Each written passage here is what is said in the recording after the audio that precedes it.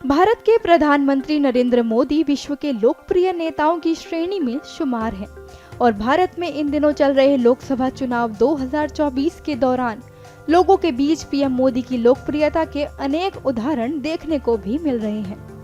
BJP के समर्थक PM Modi को एक बार फिर से भारत का प्रधानमंत्री बनाने के लिए हर संभव प्रयास करने में जुटे हुए हैं।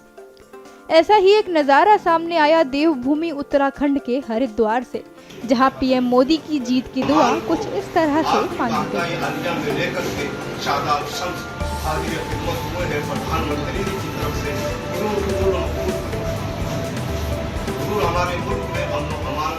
यह है हरिद्वार स्थित पिरान कलियर शरीफ में साबिर पाक की दरगाह, जहां लोग अपनी मन्नत लेकर पहुंचते हैं।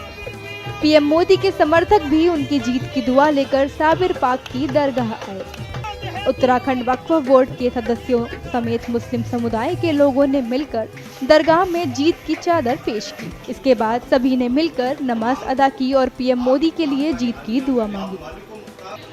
धर्मनगरी हरिद्वार से महज 30 किलोमीटर दूरी पर पिरान कलियर स्थित है, जहां विश्व प्रसिद्ध हजरत अलाउद्दीन अली अहमद साबिर पाक दरगाह है।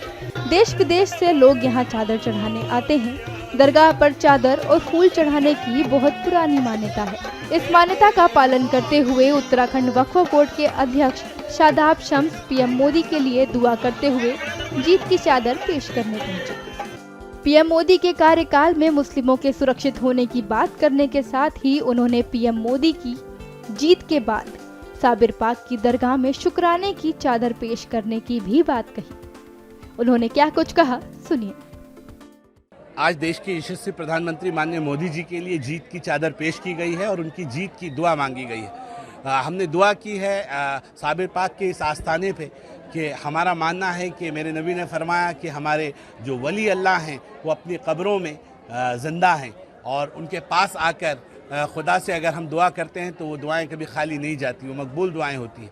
इसलिए हम साबिर पाक के इस आस्थाने में आए हैं और हमने साफ मन से यहाँ दुआ की है कि इस वक्त के दुनिया के जो हालात चल रहे हैं, चारों तरफ अफरा तफरी का माहौल है, जंग के कगार पर मुल्क खड़े हैं, ऐसे हालात में मुल्क की बागडोर मजबूत नेता के हाथ में होनी चाहिए। कोई कमज़ोर व्यक्ति आ गया तो देश की सुरक्षा को ख़तरा हो सकता है। इसलिए हमने दुआ की है साबिर पाक के आस्थाने पे कि इस बार मोदी जी एक ऐतिहासिक जीत के साथ एक बार फिर प्रधानमंत्री की जिम्मेदारी पे को संभालें।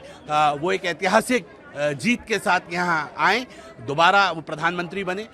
उत्तराखंड के अंदर 5 लोकसभा सीटें हम युवा मुख्यमंत्री के नेतृत्व में ऐतिहासिक वोट से जीत के आए। हमने दुआ की है और जब जब हमने यहाँ की दुआ मांगी है वो तमाम दुआएं मकबूल दुआएं हुई हैं। साबिर पाक ने हमारी तमाम दुआओं को सुना है। हमें उम्मीद है कि ये वाली दुआ भी साबिर पाक ज़रूर सुनेंगे और एक बड़ी जीत के साथ मोदी जी दोबारा प्रधानमंत्री बनेंगे और मुल्क की जिम्मेदारी को संभालेंगे, ऐसा हमारा मानना है। इंडिया गठबंधन की तरफ से लगातार कहा जा रहा है कि संविधान खतरे में है और जो हिंदुस्तान में रहने वाला मुसलमान है वो भी खतरे में है। न संविधान खतरे में है, न हिंदुस्तान का मुसलमान खतरे में है।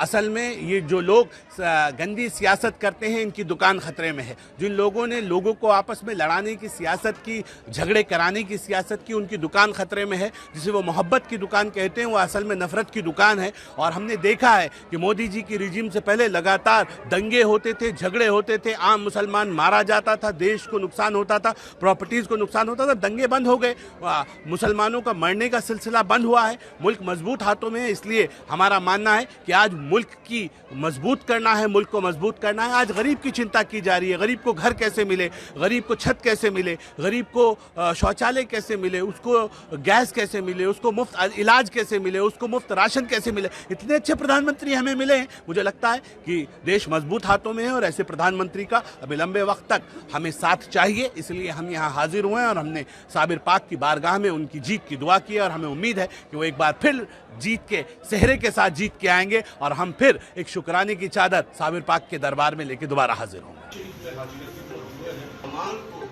आपकी बारगाह-ए-आलिया में आप मालिक-ओ-मुख्तार हैं, जो चाहते